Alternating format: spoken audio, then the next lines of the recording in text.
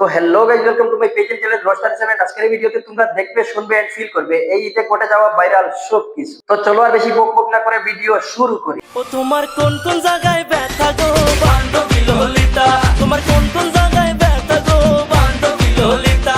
কারণ আজকের ভিডিওতে কুছ ধামাকা হতে চলেছে। আর হ্যাঁ, আজকের ভিডিওতে কিন্তু তোমাদের হেডফোন ইউজ করতে হবে না। এইটাও সম্ভব? আরে হ্যাঁ আপামনি, এটাও সম্ভব, কারণ এটা কপিলের রোস্ট ভিডিও। এখানে যে কোনো সময় যে কোনো কিছু ঘটার সম্ভাবনা রয়েছে। এই সময় কম, শুরু করো। আরে হ্যাঁ কাকু, শুরু করিতেছি, বাট আমি একটু কথা বলতে চাই যে তোমার এত চুলকায় কেন?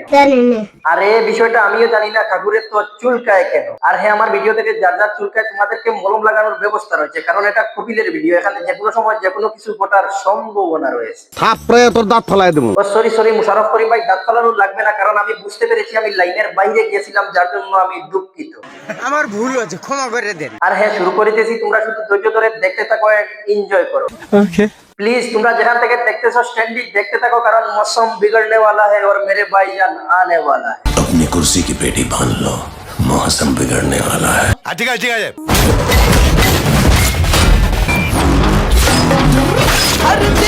ট্রেইলারের অল্প দেখে আর বুঝতে অসুবিধা হয় না মুভিটা কেমন হবে, কারণ তোমাকে বুঝতে হবে মুভিটা বজরঙ্গি ভাইজান। বাই দ্য ওয়ে, মুভিটা যেহেতু এখনো দেখিনি, বাট টিজার দেখে মনে হইতেছে মুভিটা কিলিং স্টাইলেরই হবে, কারণ সলমান খানের লুক দেখে মুভির নাম সিকন্দর ভাই, মুভিতে গ্যাংস্টার রোল প্লে হওয়ার সম্ভাবনা রয়েছে। आप हमको बाहर ढूंढ रहे हो और हम आपका आपके घर में इंतजार कर रहे हैं।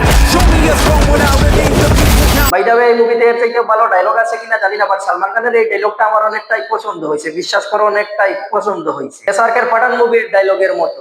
अपनी कुर्सी की पेटी बांध लो, मौसम बिगड़ने वाला है। আর হ্যাঁ, সিকন্দর মুভির গানটা এক্সপ্লেন করতে ভুলে গিয়েছিলাম, যার জন্য ভাবলাম গানটাও রিভিউ করি নাকি। হ্যাঁ, ও মেরি জহরা জবি, ও মেরি জহরা জবি, मैंने कोई तुझसा हंसी कभी देखा ही नहीं। গানটা দেখে মনে হইতেছে নিজেও একটু ডান্স করি, বাট নিজেই তো ডান্স জানি না। সরি কুপড়ি তুলনে কি কোई জরুরত নেই, কারণ গানটা দেখে মনে হয়েছিল অল্প ডান্স করি। বাই দ্য ওয়ে, মুভিটা রিলিজ হয়েছে ঈদে, বাট আমি রিভিউ দিতেছি আজ, কারণ আমি অসুস্থ ছিলাম, যার জন্য প্রথমে রিভিউ দিতে পারি নাই। বাট মুভিটা কে কে দেখছো কমেন্টে জানাবে কেমন ছিল। আর হ্যাঁ, তোমরা হয়তো অনেকে বলবে ঈদে তো একটা মুভি রিলিজ হয় নাই, ঈদে তো কয়েকটা মুভি রিলিজ হয়েছে। আরে হ্যাঁ, এই ঈদে আরো মুভি রিলিজ হয়েছে, তার মধ্যে অন্যতম হলো এইটি। আমি আমার ফিউচার নিয়ে ভাবি না, অতীত নিয়েও ভাবি না,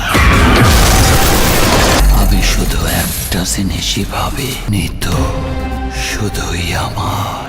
আচ্ছা, সোশ্যাল মিডিয়া জল উঠেছে বরবাদ নিয়ে, বাট বরবাদ কেমন হবে ট্রেইলার দেখেই বুঝতে পারছি, কারণ যে মুভিতে ভালোবাসার মানুষকে নিয়ে অ্যাকশন হয়, সেই মুভি দেখতে এক কথায় অসাধারণ হয়। কারণ ভালোবাসার মানুষের জন্য মানুষ যে কোনো কিছু করতে পারে, ভালোবাসার মানুষটাকে হারানো খুবই কঠিন, যার হারায় সেই বুঝে।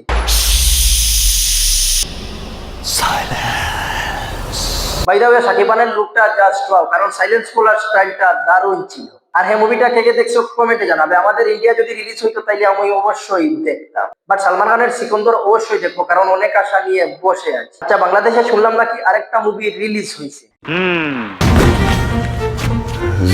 পালে আসিনি, সত্যি আইনের শাস্তি ভোগ করছে সে, কিন্তু সমাজের হিসাব বাকি আছে।